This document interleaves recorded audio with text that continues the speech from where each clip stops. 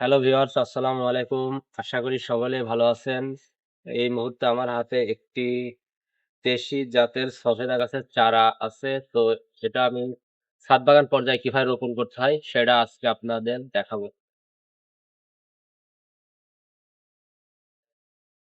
তো ছাদ বাগানে রোপণের জন্য আমি এই বালতিটা চয়েস করছি। তো বালতিতে লাগানোর ক্ষেত্রে একটা বিষয় খেয়াল রাখবেন, সেটা হলো পানি নিষ্কাশনের ব্যবস্থা।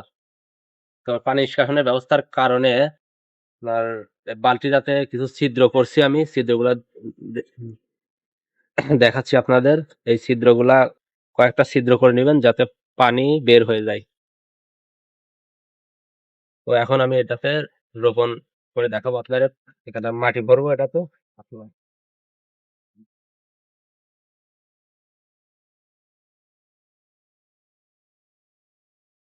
আর যে গাছটা লাগানোর জন্য যে মাটিটা প্রস্তুত করে রাখছিলাম আমি, সেটা এখন বালতিতে মাটিটা ভরবো।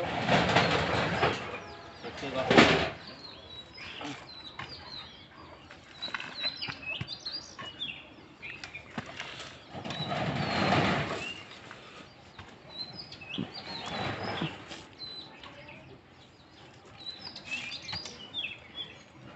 বালতিতে মাটিটা ভরা হয়ে গেছে।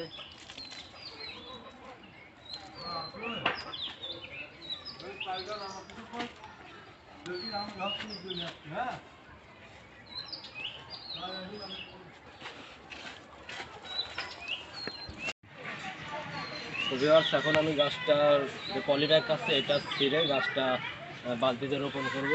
তো দেখুন কিভাবে, যে পলিথিনটা আছে এটা আপনারা ছিঁড়ে নেবেন।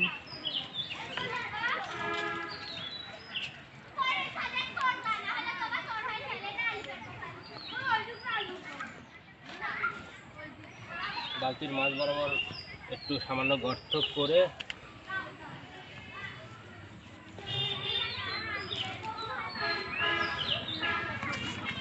এটা সোজাভাবে আপনারা রোপণ করে দিবেন।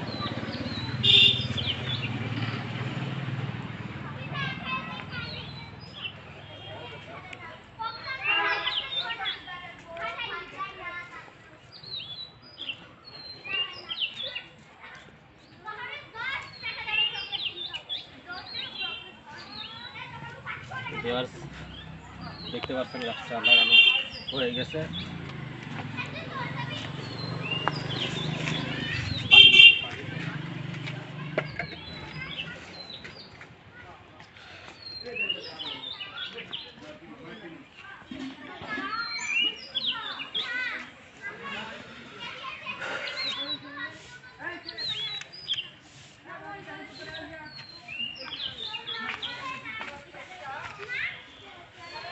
গাছটা রোপণের পর সামান্য পানি দিয়ে দিবেন।